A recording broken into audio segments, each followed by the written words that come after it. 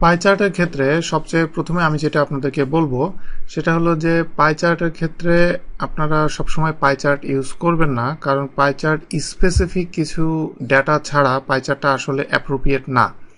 তো কোন কোন জায়গাগুলোতে অ্যাপ্রোপ্রিয়েট, যেমন আপনি কোনো কিছু একটা 100% কোনো একটা ডাটা আছে সেটাকে আপনি পার্ট করেছেন, সব কিছু মিলে 100% হয়, এই টাইপের কোন ডাটাটা যদি হয় তাহলে সেই ক্ষেত্রে আপনি পাই চার্ট ইউজ করতে পারেন।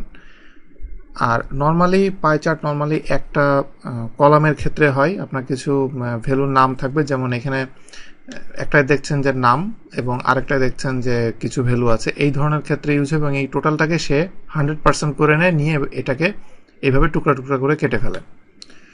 পাই চার্ট আমি আপনাদেরকে বলবো যে এটার জন্য ইউজ করবেন।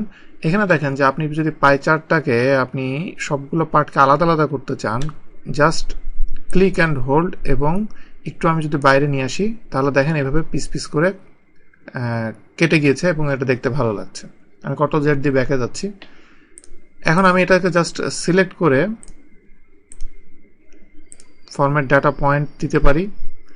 দেওয়ার পরে এখান থেকে আমি যদি যে দুইটা অপশন দেখতে পাচ্ছেন অ্যাঙ্গেল অফ ফার্স্ট স্লাইস, আমি এটা সিলেক্ট করলে দেখেন যে এই পুরা যে পাই যে চার্টটা এটা আসলে রোটেট করতে থাকবে।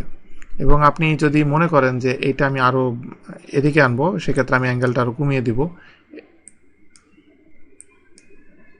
এরকম যদি রাখতে চাই আমি এভাবে অ্যাঙ্গেল ঘোরাতে পারবো। এবং পরেরটা আছে পয়েন্ট এক্সপ্লোশন, মানে সব আমি এটা কতটুকু দূরে নিতে চাই এই পিসটাকে, আমি যদি এটা বের করে দিই তাহলে এভাবে একটা পার্ট দূরে চলে আসবে। এরপরে আমি যদি মনে করি সবগুলো পার্টকে নিতে চাই, আমি জাস্ট একটা সিলেক্ট করব, দেখেন প্রত্যেকটা পয়েন্ট সিলেক্ট হয়েছে, সবগুলো পার্ট সিলেক্ট হয়েছে। এই অবস্থায় আমি যদি এটা বাড়িয়ে দিই সবগুলা পার্ট করে আলাদা হয়ে যাবে। তা আপনার যেটা দরকার সেটা আপনি এখান থেকে এভাবে অ্যাডজাস্ট করে নিতে পারবেন। এবং এটার ভিতরে আরও যেসব অপশনগুলো আছে ফিল এবং শ্যাডো, যেমন এটার ভিতরে যেহেতু আমি 3D এনভায়রনমেন্টে কাজ করছি, 3D ফরম্যাটটা অনেক ইম্পর্টেন্ট।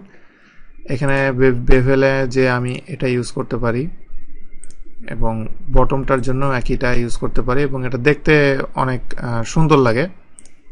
এরপরে ফিলটা তো বুঝতে পারছেন এটা আপনি কিভাবে করবেন সেটাই, আর বেশি কিছু না, এটা আমি আপনাদেরকে দেখিয়েছিলাম।